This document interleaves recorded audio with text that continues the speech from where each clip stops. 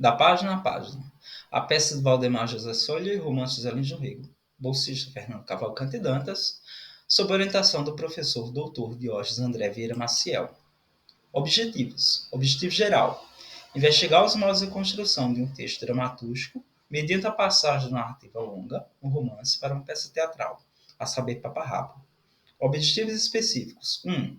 Analisar como ocorre a crítica às estruturas políticas em mutação, especialmente pela possibilidade de retorno ao voto direto, no contexto de arrefecimento da ditadura militar. 2. Analisar na obra de chegada como a dominação masculina patriarcal se revelava em estado de mutação, revelando-se na tessitura das personagens enlouquecidas, adoecidas e zoomorfizadas, com destinos dessemelhantes ao representado na hora de partida, em meio a um conflito de classe bastante cerrado. Metodologia. A presente proposta de pesquisa tem caráter interdisciplinar. Inicialmente houve investigação e seleção de textos teóricos e críticos pertinentes à leitura da peça como adaptação, enquanto processo e enquanto produto, nos termos propostos por Linda Rothschild. Depois passamos a considerar a análise da fábula na obra adaptante, o romance, e depois adaptar a peça, enquanto produto processo adaptativo, de modo a se proceder à análise da trama. Nesta relação, fomos pensando os procedimentos pelos quais a dia de fábula-trama passam do modo narrar para o modo mostrar da obra de chegada. Faz-se necessário, de certa forma, de apresentar o autor adaptador. Hoje reconhecido por seu trabalho como multiartista, atuando em diversos segmentos e formas, Solha saiu do interior de São Paulo em 1962 para morar no sertão da Paraíba como funcionário do Banco do Brasil.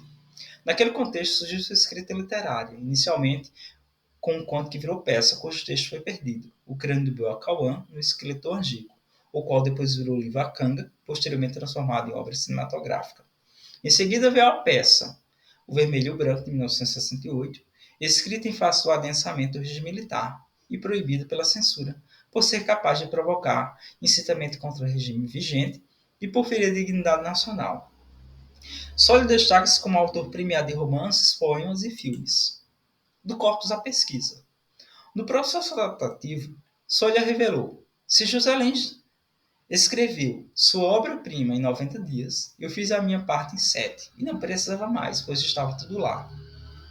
Assim, a adaptação, nas palavras do próprio autor, resultou em um texto com cenas curtas, marcadas por convenções do teatro contemporâneo, como a fragmentação, a transformação da narrativa em diálogos, os cortes, a aceleração dos episódios e a simultaneidade das cenas. Resultado e discussão.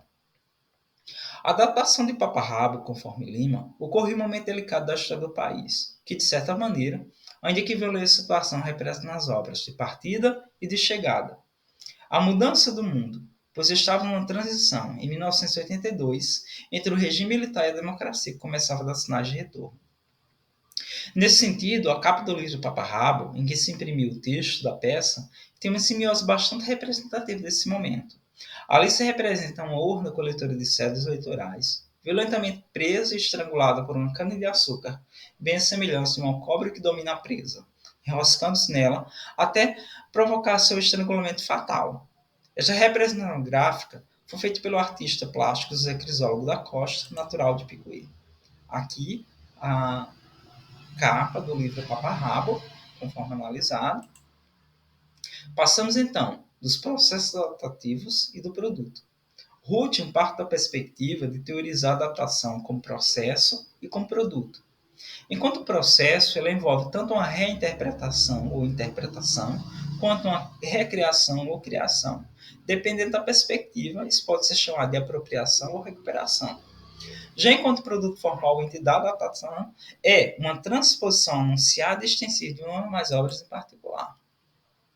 Diante disso, entendemos que Paparrabo, enquanto adaptação de Fogo Morto, conserva a fábula presente no romance-fonte, salvo a omissão de algumas passagens e personagens secundários, ou seja, enquanto produto, a peça teatral está marcada pela tentativa de transformação da narrativa em diálogos, os cortes, a fragmentação e a aceleração dos episódios e a simultaneidade das cenas, como destaca Lima.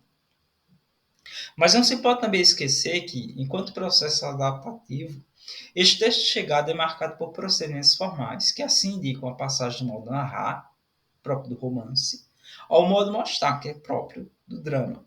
incluindo muitas vezes a manutenção da época interna à matéria romanesca como recurso do drama, que assim não mais está alicerçado na perspectiva do drama absoluto, ou seja, aquele que se desenvolve apenas pelo diálogo intersubjetivo, mas sob nossos procedimentos. Dessa forma, o adaptador rompe na peça com um diálogo dramático, enquanto único meio comunicacional. Isto talvez tenha amplas relações com a matéria representada. É importante ressaltar que a matéria social de Fogo Morto acabaram encontrando na forma do romance a adequada maneira de se expressar, tendo em vista que a mutação daquele processo social representado se daria mediante certa morosidade, cabendo ali certa dilatação do tempo, o que se adequa ao quadro dos dramas familiares, que, por metonímia, dizem daquela sociedade como um todo.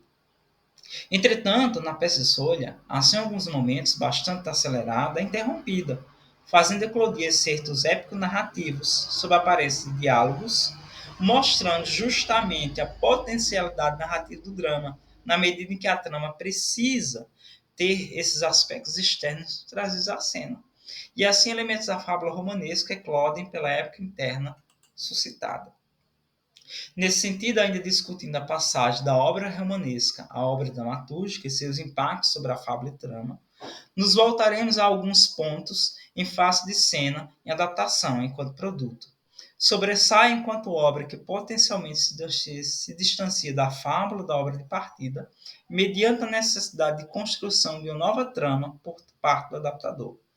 Assim vejamos a cena em que se desenrola na estação de trem, para onde dois núcleos de personagens convergem, a família do mestre Amaro e a do capitão Vitorino. Dali, Marta, filha de Sinhá e do mestre, após um verdadeiro surto histérico, completamente amarrada e amordaçada, irá partir para o sanatório da Marineira, no Recife.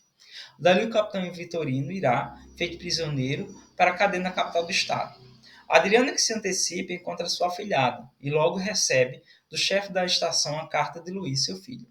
A missiva informa que o rapaz retornará à terra dos pais e que pretende levá-los para o Rio de Janeiro.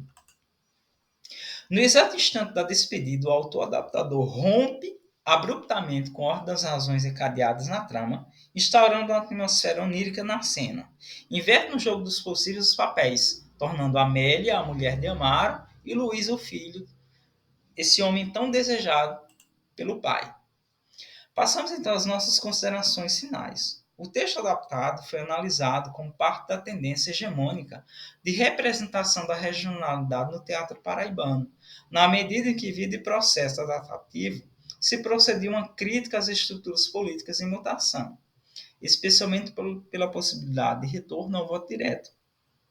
E também a maneira como a dominação masculina patriarcal se revela em estado de mutação, revelando-se na tessitura das personagens enlouquecidas, adoecidas ou morfizadas, especialmente pela imagem do licântropo, com destinos dessemelhantes ao representado de partida.